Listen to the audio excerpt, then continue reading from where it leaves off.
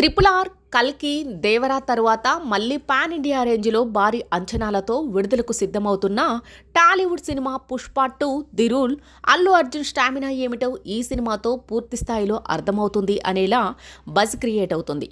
తప్పకుండా ఈ cinema pan India స్థాయిలో ప్రేక్షకుల చేత విజిల్స్ వేయించేలా కనిపిస్తోంది.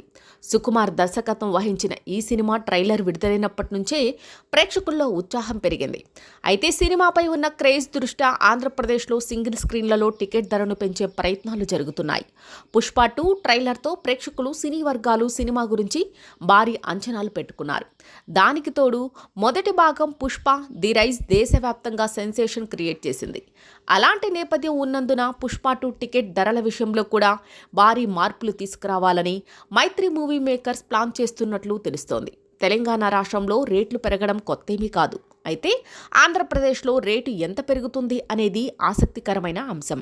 గతంలో పుష్ప 1 విషయంలో నిర్మాతలకు సరైన సపోర్ట్ లభించలేదు. దీంతో డిస్ట్రిబ్యూటర్స్ నష్టపోవాల్సి వచ్చింది. అందుకే ఈసారి మంచి రేటు ఉండేలా చర్చలు జరపనున్నారు. సాధారణంగా సింగిల్ స్క్రీన్లలో టికెట్ ధర 150 నుంచి 200 రూపాయల మధ్య ఉంటే పుష్ప 2 కోసం ఈ రేటును 300 రూపాయల వరకు పెంచే ప్రతిపాదనను ప్రభుత్వం ముందు ఉంచినట్లు సమాచారం.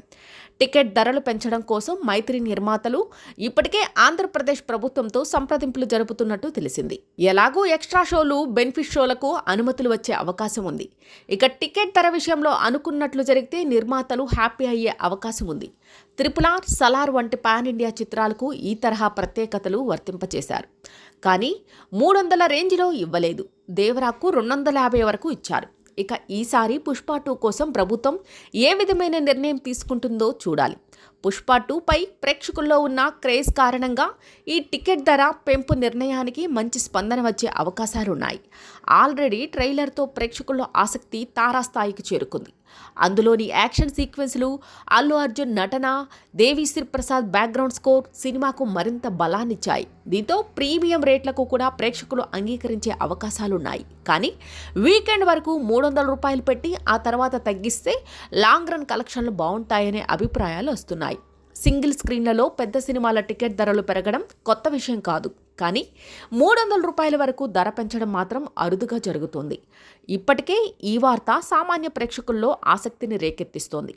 నిత్యం భారీ బడ్జెట్ సినిమాలు పెద్ద స్క్రీన్లలో మాత్రమే చూడాలనే ట్రెండ్లో ఈ పెంపు టికెట్ అమ్మకాలను పెంచుతుందా లేదా అనే అంశం ఆసక్తికరంగా మారింది.